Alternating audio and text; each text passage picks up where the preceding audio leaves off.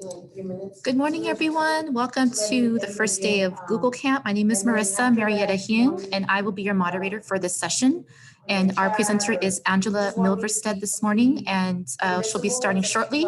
In the meantime, I do just have a few slides, intro slides for you while we wait. Thank you for attending.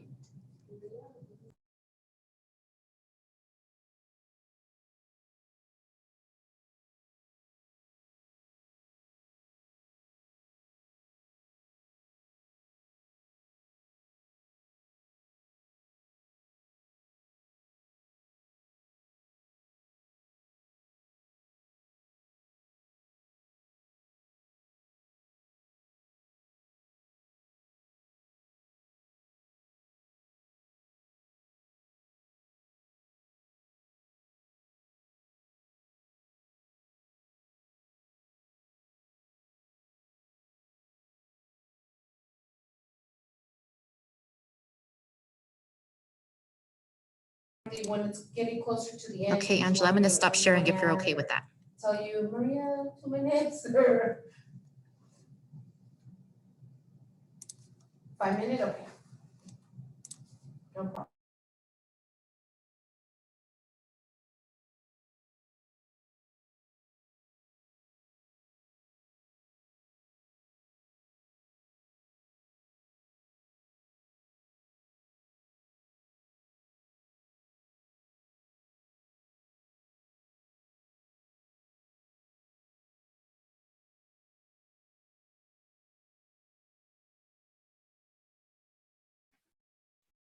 Hi, Marissa, it's Angela. So I don't know if you saw, but you lost me there for a minute and my computer just turned off. It's plugged, it's fully charged. It just totally turned off. So I'm on my phone right now. Hi, everyone. So please be patient with me. My computer just started up again and I will get logged in and I'll be with you in just a minute. Sorry. No problem. I'm sure we've all been there, done that this year, right?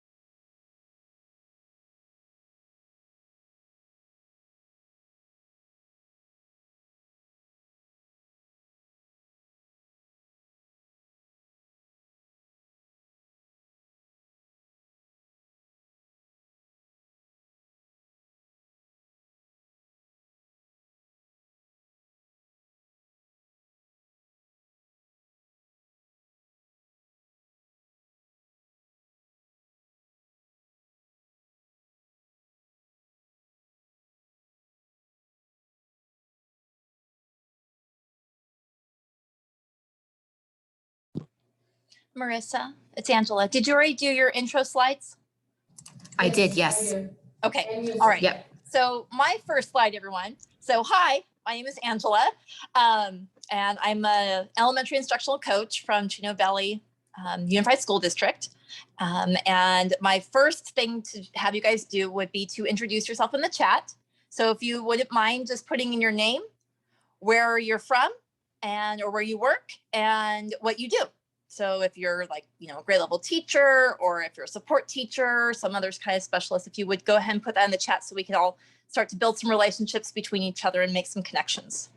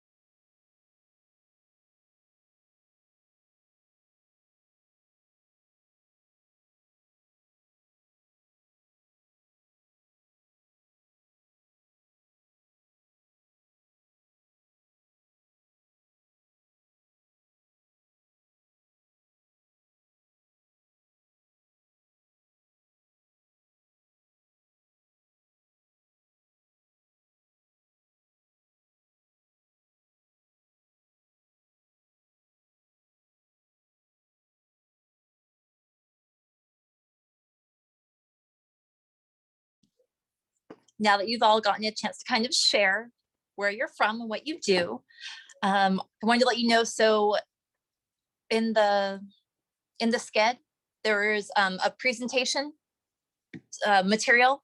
So it's just a single slide, and it's basically like the cover slide for my presentation. And across the top, there's like a outline of a box, like a yellow outline, and it says something about, click to access the presentation here. So it's a hyperlink that will then open up a copy of the slides for you. So if you want to go ahead and do that, you're welcome to do that. I want to make sure that I have those available for you guys, just in case, we're all, have other responsibilities and other obligations when we're working from home or when we're at work. So if you need to be able to like come and go in or out during the presentation, that's fine. So that we at least have access to the slides. All right, I am almost logged in. I gotta get Zoom back on my computer and we'll be good to go.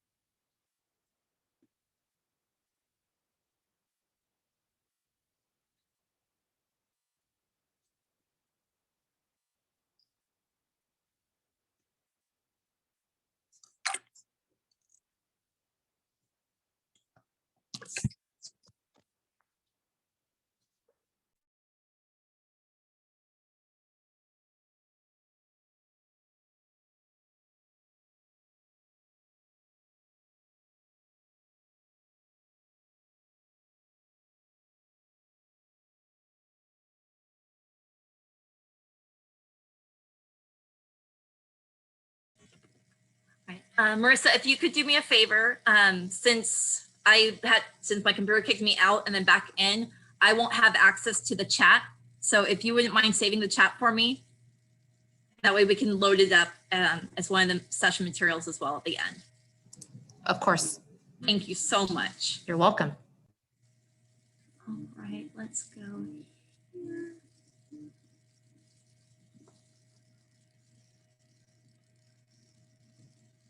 And share screen.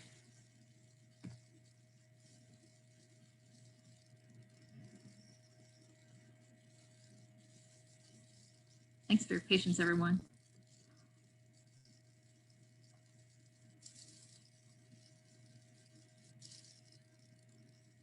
All right, so let me go ahead and start presenting here. Try one more time. Oh, there we go. All right, so thank you for introducing yourselves, and I'll tell you a little bit more about me in just a minute. So for me, when I was looking at what I could do to help teachers as they're getting ready for the next school year, what are some lessons that we've learned through the last year and a half with school and with students, and what are some things that we want to keep doing, that because we learned lessons and we learned that some things are better now because of what we've learned along the way. So as I was, just brainstorming ideas, there were too many for me to do, even if I had a whole week of sessions. So I wanted to focus on, when we're back in person with students all the time, we might not have enough time for some of the things that we used to do that our students really loved.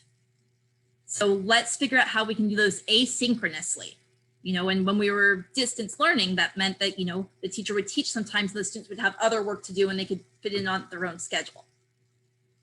So for me, I kind of envisioned that as, and I'll get to the reason for this later, is, most of us are not, 8 to 3 teachers. We spend hours, and sometimes we spend additional hours with, trying to get students to complete their work, or trying to get students to improve their efforts.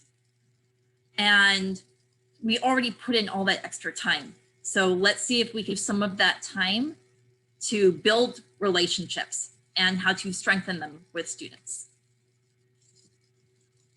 So if you wouldn't mind, go ahead and open the chat back up again.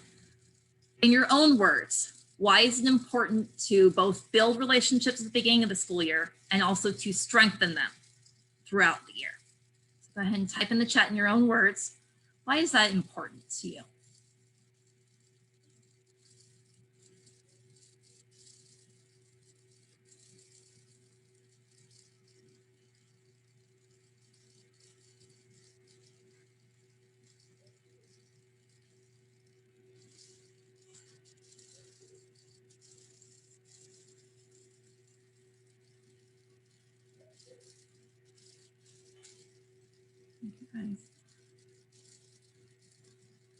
I'm seeing comments like students won't be open to learning if they don't feel like they can trust us, if they can trust their peers as well.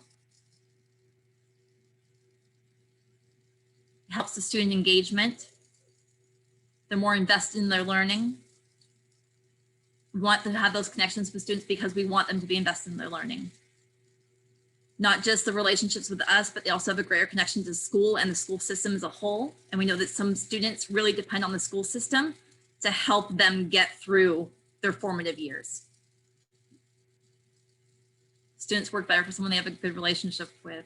Thank you guys for putting in your own words. I love reading the way that other people have the same thoughts, but we all say it in different ways, because these are the statements that we might need to take to some of our teachers at our school sites about why this is important. When I first started teaching, I didn't see the importance, and over time I learned that. And I think this year more than ever, it was really eye-opening to see how much students really need the relationships with their teachers, especially in high stressful situations like they had at home for the past year plus few months. So it was interesting. During the keynote, I had to multitask because I had meant to put in something in my presentation about John Hattie's thoughts on the efficacy of having good relationships with your students. So here is his research, and it's not quadrupling it, but definitely has a positive impact on students. So some of the things that you mentioned, that it increases levels of students' interest and enjoyment of the class, it increases their academic achievement, and you actually get more time with your students because the number of classroom disruptions decreases as well. So I told you that I would share a little bit more about me. So there's me with my family. I've been in cabin fever mode. So I've just been out pretty much the entire summer. So this is us last week. And rather than telling you just basic information about myself, here's 2 truths and a wish. So if you've had that game that you play with your students sometimes, maybe it's 2 truths and a lie, I kind of changed that. So now it's 2 truths and a wish. So 1 truth, I love getting out of the house every day. I have to get rid of this cabin fever. The pandemic taught me to value self-care. I never thought it was important for myself. And now I take the time for myself, and I encourage other teachers to do that too. And I wish that I could achieve a better work-life balance. So that's my 2 truths and a wish. So Marissa, I want us to go into breakout rooms if that's okay. Maybe 4 people in a room, because I'm presenting and I'm going to be sharing videos. I won't be able to see you guys to know how many people are there. But Marissa, if we could do breakout rooms so that there's 3 or 4 people in each group. And then Marissa, let me know when those are ready to go. Okay. Like, and your name, 1 truth or 1 wish, your choice. And then your favorite in-person ways to strengthen and to build and strengthen those relationships with your students. So either things that you do in person at the beginning of the school year, or things that you do throughout the school year to strengthen those relationships.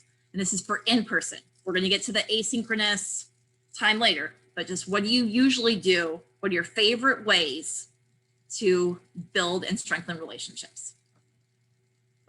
all right, Angela. And how long do you want the breakout rooms to be timed for? Can we do 4 minutes? Of course.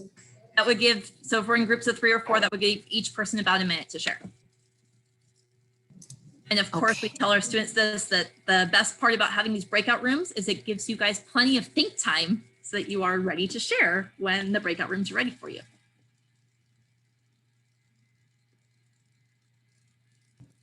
All right, so 3 to 4 participants in each room for 4 minutes, and I think we're ready to go. All right. Thank you. You're welcome.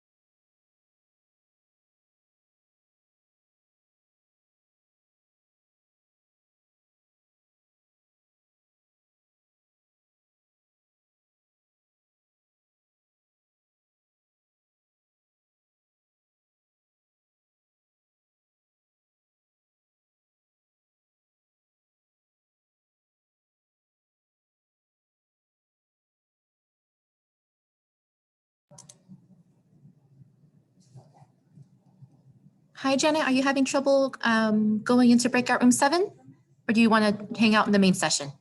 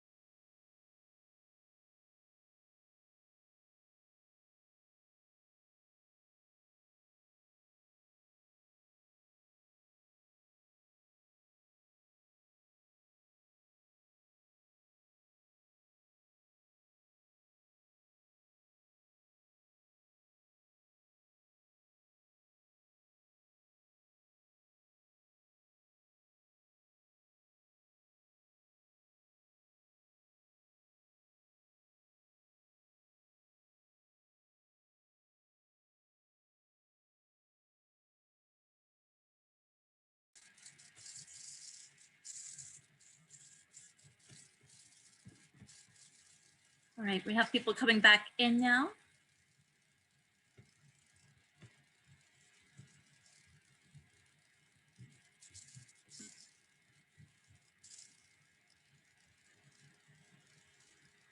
right, so as people are all coming back in, I'd like you to share one great idea that you heard someone else say from your breakout room. So when you were listening to what other people do with their students to build and strengthen their relationships with their students, go ahead and type that in the chat for me. What's one great idea you're like, oh my gosh, that's a great idea?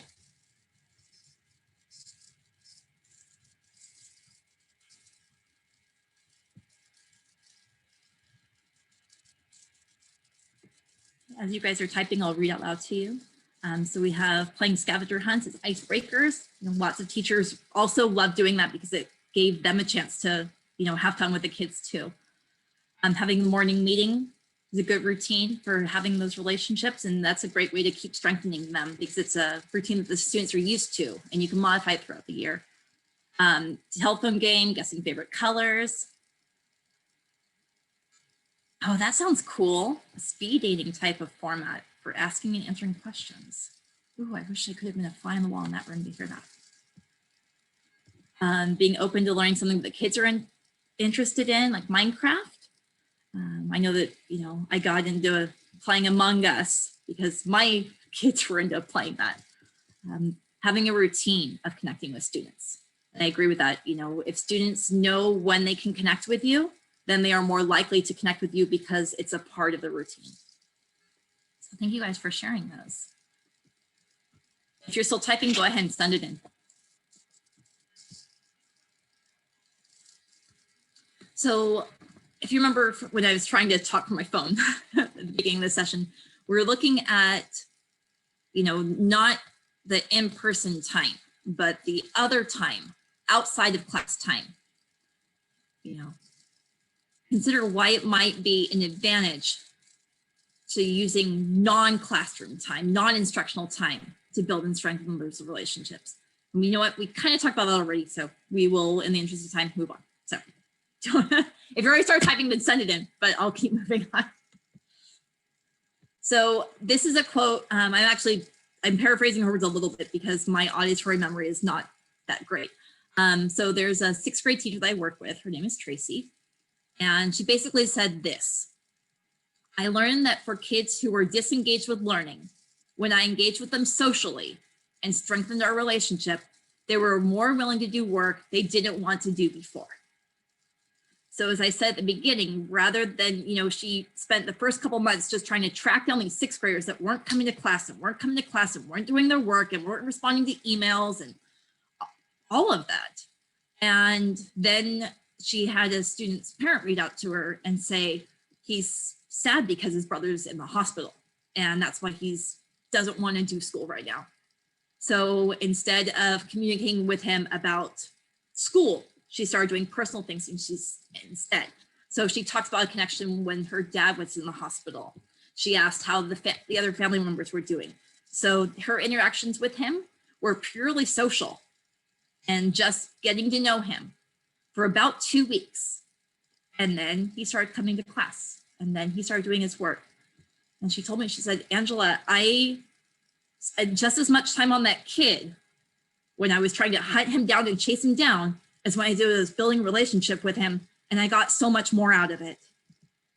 So how can we spend our time? We can either spend it by getting mad and trying to do something that way, or we can give the kids the love and the support that they need. And that's kind of my philosophy behind building and strengthening relationships. Okay, so I want to cover 3 things really quick. Sorry, I'm usually not really quick, sorry. So I do want to talk about Flipgrid.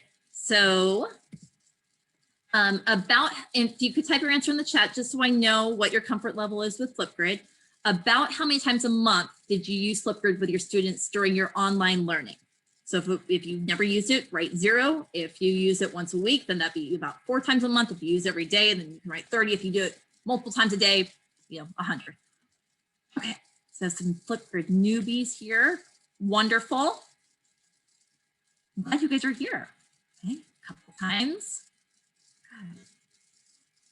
Okay, so I could spend a whole week on just Flipgrid because I love it that much. But I just am going to give you guys resources so you can learn a little bit more about it on your own time because time is limited today. So let me go on and show you those resources. I'm going to skip this and we can come back to it later. Okay. So if you are new to Flipgrid, in the presentation, yeah, Seesaw is very similar to what Flipgrid can do too. So this is a hyperlink. If you click on this, it will send you to the website that tells you the 4 steps that you need to get started on Flipgrid. Okay. Down here, there are actually 3 different hyperlinks. So this, sorry, there's the 4 steps, sorry. So this resource gives you videos and text resources for getting started beyond just the 4 steps. Okay. These webinars are scheduled. Oh, I just clicked on it, sorry. Let's try that again. Oh, now you know what it looks like. All right, so, sorry, hyperlinks are too good, I guess. Let's try that. Oh my goodness. Okay, there. So Microsoft has kind of, bought Flipgrid, but they made it so that any teacher with a Google account or a Microsoft account can use it for free. So Microsoft offers weekly PD sessions, which is why you saw the Microsoft website loading up there. So they have weekly sessions. They're just an hour long, and they are run with the 4 educational innovative experts, and they get you started and hit the ground running. So those sessions are really powerful if you want live person with you. Then there is the Help Center, which has extensive resources. So when you click on the link to the Help Center website, you get this, and then when you click on each of these, it also sends you there as well. So those are some of the resources that you can use to explore Flipgrid. Great question in the chat. So some ways that we've used Flipgrid. So basically, anytime you want to ask students a question, you can use Flipgrid. It gives them the video and the voice components so they just need a device that has a webcam and a microphone so that you can see and hear. And then they've added all these extra features so that students who are camera shy don't even have to be showing their face. They've also added all these fun stickers and all these things that are inspired by social media to make it more fun and engaging for kids. So they basically are going to get set up through your account, and there are many different ways that you can share it with them. You can share it by posting a link. There's a QR code that students can scan if they're live with you. You can post in Google Classroom. You can post in Microsoft Teams. There's a lot of different ways that you can do it. So great question from Jenny there. I do want to show you guys this really quick getting started video because there's a lot of people who haven't used it before. So this way you can kind of see what it looks like. And let me wait for it. Welcome to Flipgrid. Flipgrid is a simple, free, and accessible. If you guys heard the sound, can someone just type yes or no before I keep playing? Okay, all right, thank you so much. Okay. Video discussion experience for pre-K to PhD educators, learners, and families. In Flipgrid, educators post discussion prompts and learners respond with short videos. To get started, go to flipgrid.com and click Educator Sign Up to create a free Flipgrid account with Microsoft or Google. Once you've signed up, start the discussion by creating your first topic. Your topic can reflect on a chapter of reading, demonstrate an exercise routine, share a hypothesis, anything. I'll make this as simple as share one of your favorite discoveries. Add anything you want your learners to review prior to responding, such as links and videos, to foster enriching inquiry. You can also set the maximum recording time and choose to moderate your topic, meaning video responses will be hidden from your community until you approve them. Your topic is private to your learning community. Add the email domain of your learners, that's everything after the @ symbol in their email, or create a student list for younger learners. Add a guest password if you want to invite families or experts into your discussion. When you're ready, share with your learning community. All they need is this unique code. They can enter the code on the free Flipgrid app or on any computer with a webcam via the Microsoft Edge or Google Chrome browser at flipgrid.com. You can also copy and share this Flipgrid join link wherever you connect with your community, including Microsoft Teams, Google Classroom, and Remind. After clicking the unique link or entering the code, your learners will log in either with their Microsoft or Google account or the ID you created for them. Once in, they can see your prompt, access the text with the powerful immersive reader, and when they're ready, click record to add a video with the simple, fun, social media-style Flipgrid camera. Share these steps with your community by sharing the Getting Started Students video. For more ideas on how you can use Flipgrid, check out this video series. Our learning opportunities are always growing and evolving, so be sure to subscribe for the latest and greatest.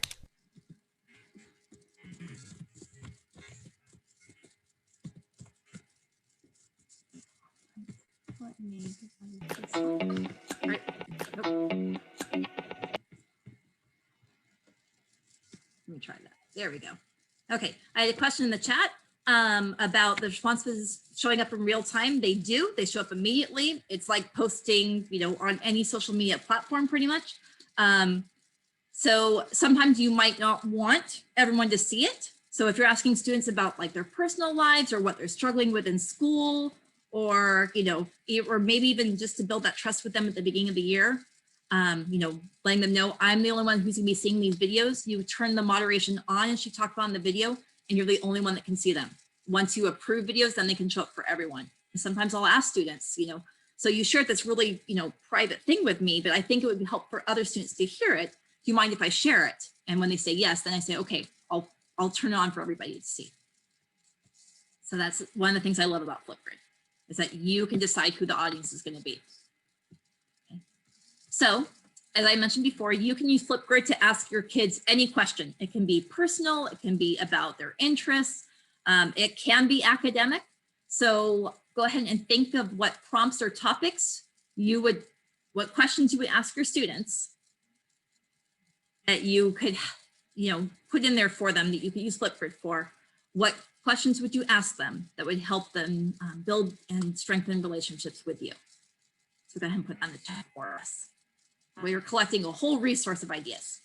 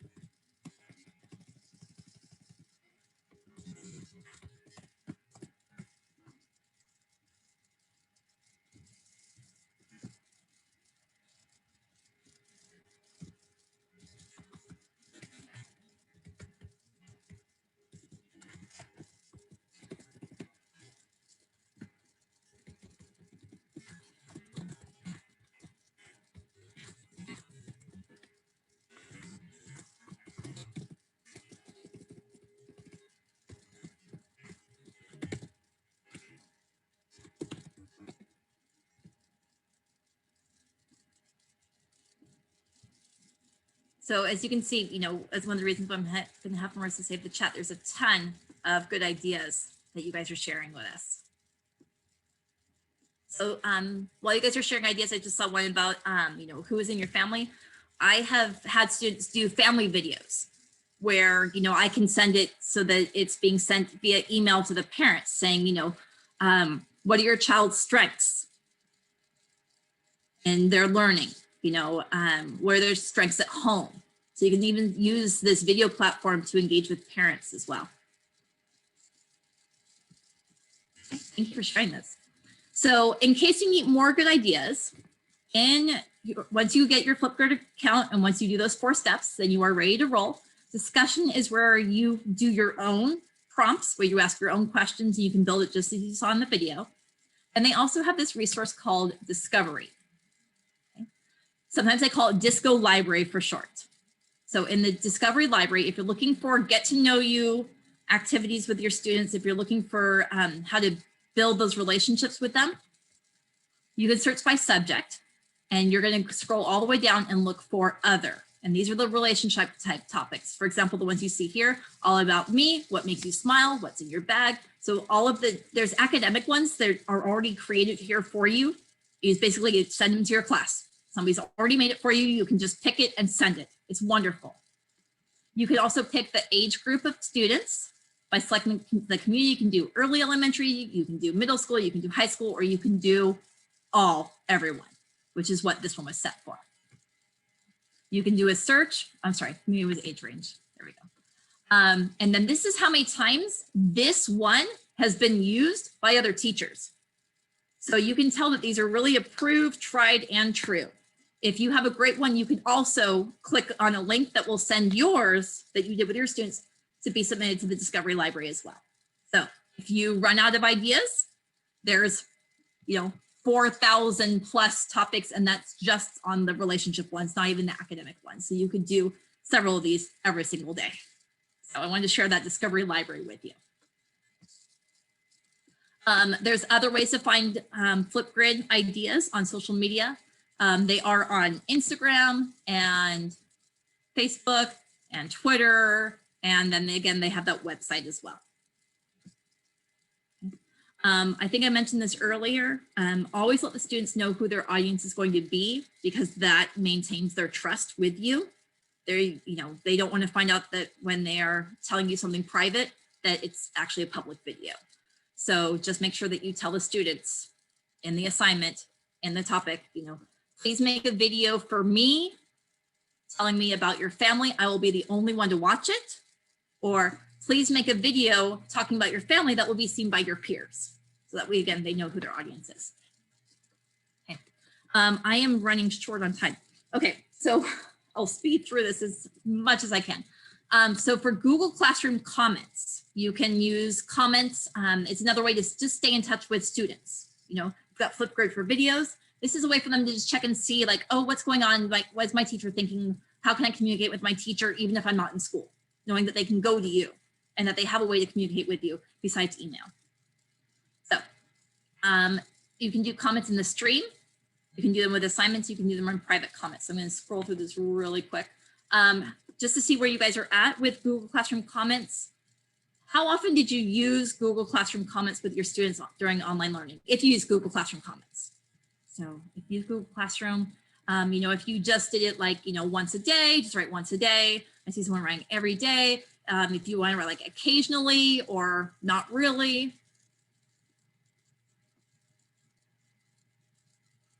Okay, a few people, wide range is to be expected. And again, it also depends on the age level of the kids as well as whether you're going to be using written comments with them or not. So for those of you who are new to using class comments, it can be in the stream or they can be with assignments. Okay. If it's in a stream, it could be to the whole class, or you could pick which students you're sending it to. That's a way to communicate with them. Okay. We do want to talk about the expectations for the class comments the same way, I tell kids for online learning, for Zoom class or for Google Classroom comments is the same as in the regular classroom. If you would not say it or write it in the regular classroom, you should not be saying it or writing it online either. So I go over that. Some teachers just turn it off. I would prefer to show you that you can, if you need to, you can go to your people, click on the student, go over these 3 dots, and you can mute that student while you have that conversation with them about being a good digital citizen, about making appropriate choices for what you're communicating in class.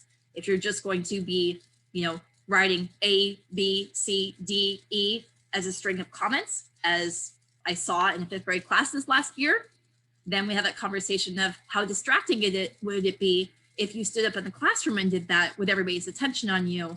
But that's what happened here in our classroom, in our Google Classroom. So we have that conversation. That mute is available as an option rather than turning it off. Because again, it can be a powerful tool for students to be able to connect with each other. We had students who would write, I need help with this assignment. And rather than the teacher needed to go back and explain it, we had kids explaining without giving away the answer because they knew, well, the teacher's going to see if I give them the answer. So it was a much more efficient way to communicate with student to student rather than email, because everyone could see it and everyone could contribute. There's also private comments. I'm going to scroll through this really quick so I want to be able to get to Moat. There's a comment bank, which I don't really recommend because it takes all of your comments. So these ones are all about writing, but when I wanted to give use the comments about math, I had all these writing ones.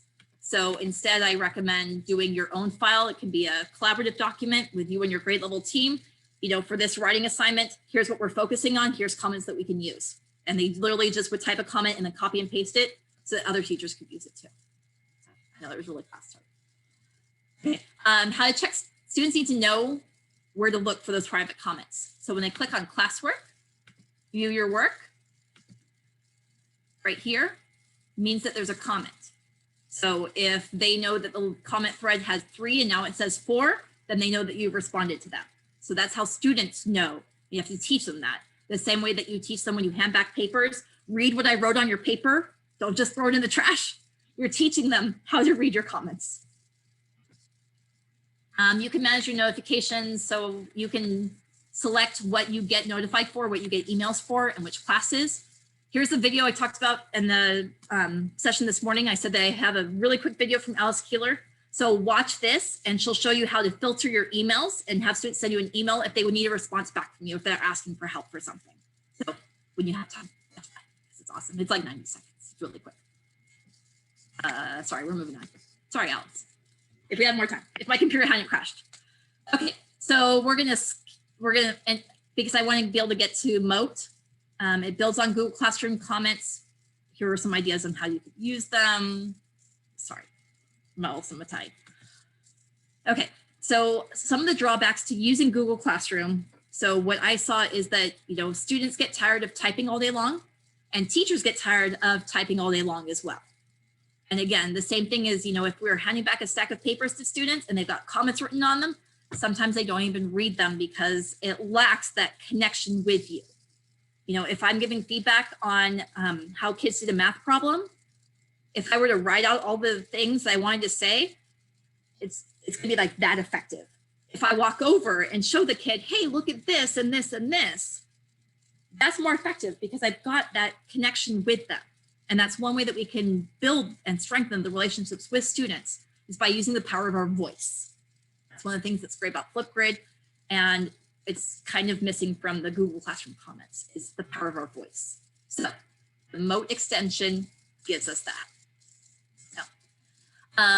If you've used Moat before, if you've never heard of it before, go ahead and type in the chat. If you've used it, never heard of it, go ahead and type that in the chat for me.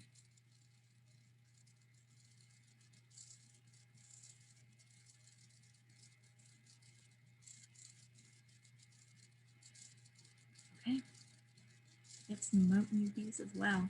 All right. So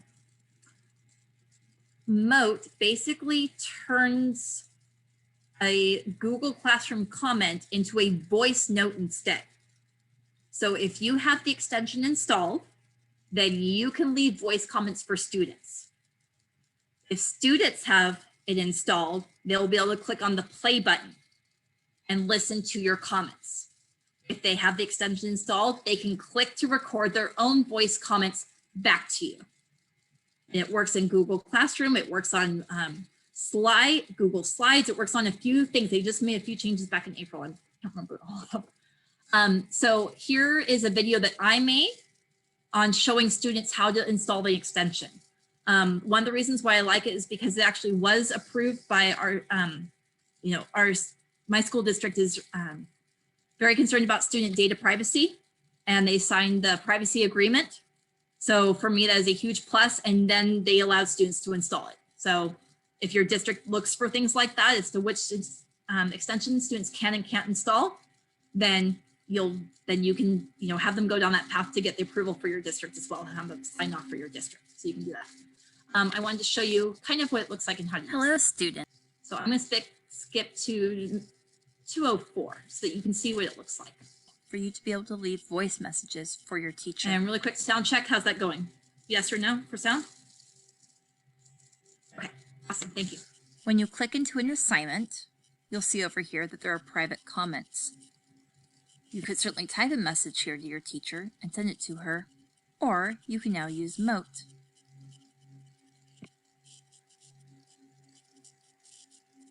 Remember to click on Allow.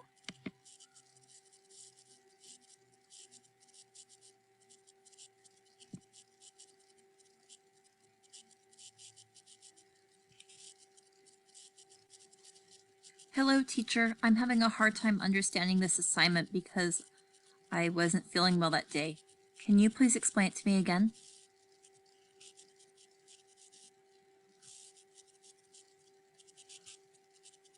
And then post the message.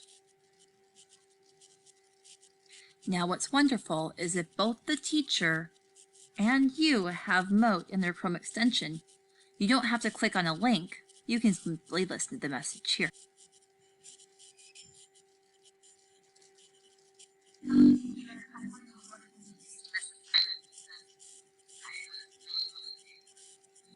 Likewise, your teacher will be able to leave voice messages for you as well. So let's see what that might look like. If you go to the top of your classwork you will see the little badge that says View Your Work. When you see your list of work, you can see which work has attachments and which work has comments. Comments ones are the little ones that look like a text message. So when you click on it, you can see right here that there were messages left for you. You can also open the assignment and you can play the messages from your teacher right here and respond with a message of your own. Now, there are other ways of installing Moat into your Chrome browser. If you need more support for installing Moat, perhaps on a different type of stuff. So that's how Moat will look. I made the video for students, but it shows you as well. The next video. Hello, students. Your teacher. There. So this video is from, Moat itself. So I promised you that it was a free tool. What you saw is the free part.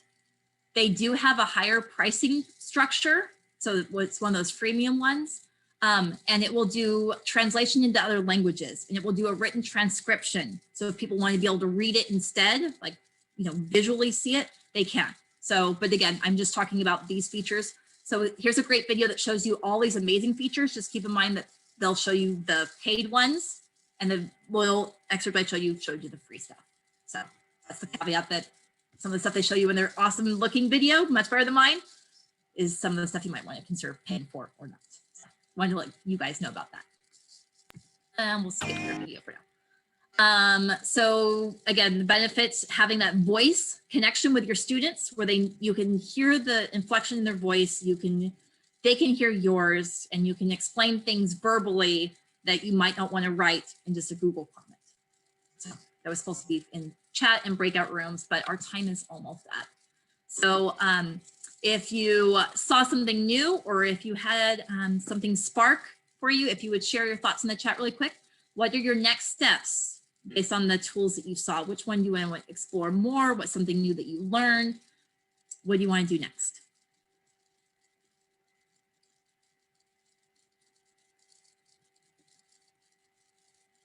Go ahead and type that in the chat.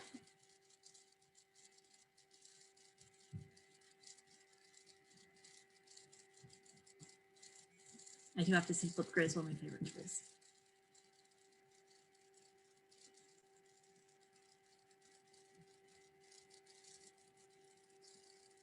All right, while you guys are typing that in, I'm going to go ahead and my closing slides. So I truly hope that this is rushed. I'm so sorry for my computer shutting down, but I know that you guys all understand. And I hope that these tools help your relationships with your students really take flight this year. So thank you for attending this session. I'm not on Twitter as much as I used to be, but there's my Twitter handle. If you want to stay in touch with me, I will follow you back. And you can see some of the resources that I share. And this presentation used SlidesGo for the template. So if you need more slide presentation templates, they've got some really good free ones. So that is it for me. Thank you all for coming. I'm sorry we didn't get as much chance to talk as I would have liked, but tech being what it is, we do the best we can. So thank you. I hope that you saw something new that you want to use. Let me end this so I can see you guys before you guys go.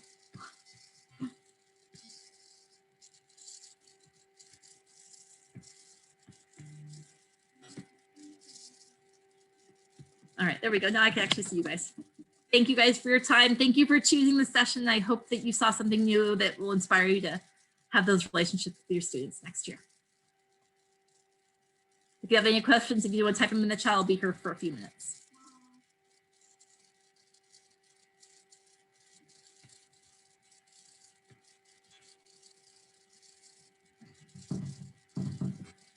Austin, give me 2 minutes. Give me 2 minutes, sweetheart.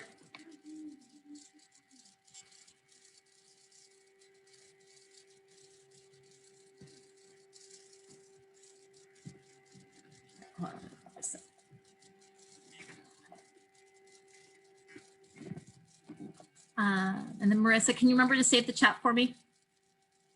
Okay, thank you so much. I want to be able to share all the ideas that everyone had in the chat. Absolutely. Yeah, I kept saving as we go and just to make sure I had something, and I'm doing a final save right now. And then I'll email that to you. Is that okay? Yes, that'd be great. Okay. You have my will do. email address? Yes, I think I can get an office sked as well. Yes. Okay. All right. Thank you so much. Thank you. Very nice to see you. Maybe I'll see you again. I hope so too. Okay. Bye. Bye.